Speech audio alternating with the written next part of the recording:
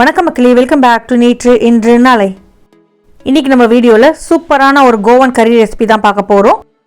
வெள்ளை பட்டாணி யூஸ் பண்ணி பண்ணக்கூடிய இந்த கறியோட பேர் கோவன் சோன்யா ரோஸ். கோவாவோட one of the popular breakfast dish இது. இந்த கறி பண்ணுறது ரொம்ப ஈஸி, ரொம்பவும் டேஸ்டியாக இருக்கும். இதை நீங்கள் பாவு கூட பிரெட், தோசை, பூரி, அதுக்கப்புறம் பொரி இல்லைனா சாதத்து கூட பிசைஞ்சு சாப்பிடலாம். ரொம்பவே நல்லாயிருக்கும், ரொம்பவே ஹெல்த்தியும் கூட. இப்போ வாங்க இதை பண்ண ஆரம்பிச்சிடலாம். இந்த கறி பண்ணோன்னு நீங்கள் டிசைட் பண்ணிட்டீங்கன்னா ஒரு 200 கிராம் வெள்ளை பட்டாணியை ஓவர் நைட் ஊற வச்சுடுங்க. இல்லைனா குறைஞ்சது ஒரு 8-10 மணி நேரம் ஊறணும். வெள்ளை பட்டாணி ஊறுறதுக்கு கொஞ்சம் டைம் எடுத்துக்கும். ஊறின வெள்ளை பட்டாணியை ஒரு ப்ரெஷர் குக்கரில் சேர்த்துட்டு முழுகிற அளவுக்கு தண்ணி சேர்த்துட்டு இது கூட ஒரு பச்சை மிளகா, 2-3 உருளைக்கிழங்கு சேர்த்துக்கலாம். உங்கள் உருளைக்கிழங்கு சைஸ் பொறுத்து நீங்கள் அட்ஜஸ்ட் பண்ணிக்கோங்க. 1/4 டீஸ்பூன் மஞ்சப்பொடி, கொஞ்சமாக உப்பு, 1 டீஸ்பூன் எண்ணெய் சேர்த்துருங்க. மூடி போட்டு ஒரு 6-7 விசில் விட்டிங்கன்னா உங்களுக்கு பட்டாணி நல்லா வெந்துடும். வெள்ளை பட்டாணி கொஞ்சம் வேகிறதுக்கு டைம் எடுத்துக்கும். பச்சை பட்டாணி அளவுக்கு சீக்கிரமாக வேகாது. அதனால் விசில் கொஞ்சம் எக்ஸ்ட்ராவாக விட்டுக்கோங்க. ப்ரெஷர் ரிலீஸ் ஆகிறதுக்குள்ளேயும் நம்ம இந்த கறியோட பேஸ் ரெடி பண்ணிடலாம். அதுக்கு ஒரு கடாயில் 3/4 கப் தேங்காய் சேர்த்துட்டு தேங்காய் நல்லா பொறன்னு ட்ரையாக வர வரைக்கும் நம்ம வறுத்துக்க போகிறோம். தேங்காய் வறுபட்டதுக்கப்புறமா தனியாக ஒரு பவுலில் எடுத்து வச்சுட்டு ஆற விட்டுருங்க. இப்போ அதே கடாயில் 1 டீஸ்பூன் எண்ணெய் சேர்த்துட்டு எண்ணெய் நல்லா சூடானதும் ஒரு 13-15 பல்லு பூண்டு சேர்த்துக்கலாம். அதாவது ஒரு முழு பூண்டை நீங்கள் அப்படியே உரிச்சு சேர்த்துருங்க. கூடவே கொஞ்சமாக இஞ்சி சேர்த்துக்கலாம். காரத்துக்கு நான் 2 பச்சை மிளகாய் சேர்த்துருக்கேன். பூண்டு, இஞ்சி, பச்சை மிளகாய் தொடர்ந்து அடுத்ததான் நம்ம சேர்க்க போகிறது வெங்காயம். நல்ல பெரிய சைஸ் வெங்காயமாக இருந்தால் 1 சேர்த்துக்கோங்க, சின்னதுன்னா 2 சேர்த்துக்கோங்க. வெங்காயத்தை நீளமாக ஸ்லைஸ் பண்ணி சேர்த்திங்கன்னா சீக்கிரமே உங்களுக்கு வதங்கிடும். வெங்காயத்தை லைட்டாக வதக்கிக்கலாம். வெங்காயம் வதங்கினதும் நம்ம தக்காளி சேர்த்துக்க போகிறோம். பெரிய சைஸ் தக்காளினா 1, சின்ன சைஸ் தக்காளினா 2 சேர்த்துக்கோங்க. வெங்காயம் தக்காளி சீக்கிரமாக வேகிறதுக்கு தேவையான அளவுக்கு கொஞ்சமாக உப்பு சேர்த்துக்கலாம். தக்காளி குழையிற அளவுக்கு வேகணும்னு இல்லைங்க, லைட்டாக அப்படியே தோல் பிரிஞ்சு வர வரைக்கும் நம்ம வேக வச்சா போதும். இப்போ இந்த மிக்சர் கூடவே ஒரு 1/4 டீஸ்பூன் மஞ்சப்பொடி, 1 டீஸ்பூன் காஷ்மீரி சிவப்பு மிளகாய் பொடி, 1 டேபிள் ஸ்பூன் கரம் மசாலா சேர்த்துக்க போகிறோம். வேறு எந்த பொடிகளும் நீங்கள் சேர்க்க வேண்டாங்க, சிம்பிளாக இந்த 3 சேர்த்தா போதும். சேர்த்த பொடிகள் அடிப்பிடிக்கிறதுக்கு முன்னாடி லைட்டாக பிரட்டி விட்டுருங்க. கரம் மசாலாவை பொறுத்த வரைக்கும் நான் இப்போ 1 டேபிள் ஸ்பூன் கரம் மசாலா சேர்க்குறேன். கடைசியாக அணைக்கிறதுக்கு முன்னாடி 1 டீஸ்பூன் கரம் மசாலா சேர்க்க போகிறேன். லைட்டாக ஒரு 30 செகண்ட்ஸ் to 1 மினிட் பரட்டி விட்டுட்டு ஒரு கைப்பிடி அளவுக்கு கொஞ்சம் தாராளமாகவே நீங்கள் கொத்தமல்லி இலைகளை சேர்த்துட்டு கலந்து விட்டுட்டு இதை ஆற விட்டுருங்க.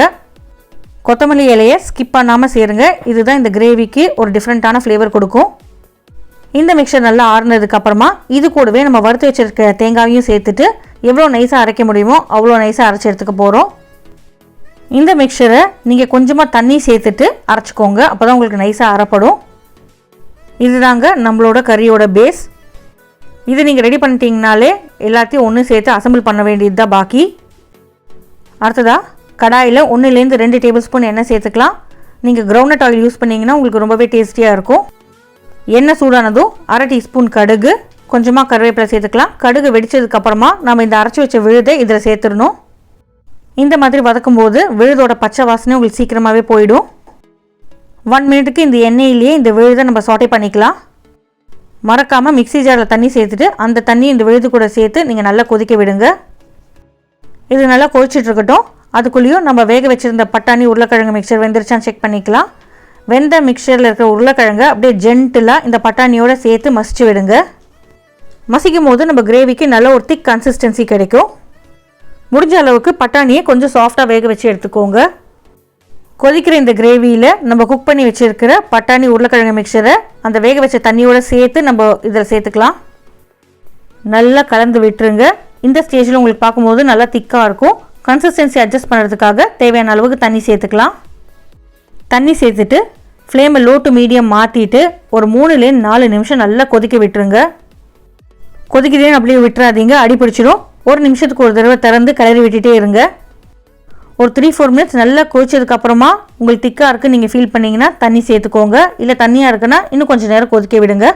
கடைசியாக அணைக்கிறதுக்கு முன்னாடி 1 டீஸ்பூன் கரம் மசாலா சேர்த்துக்கலாம்.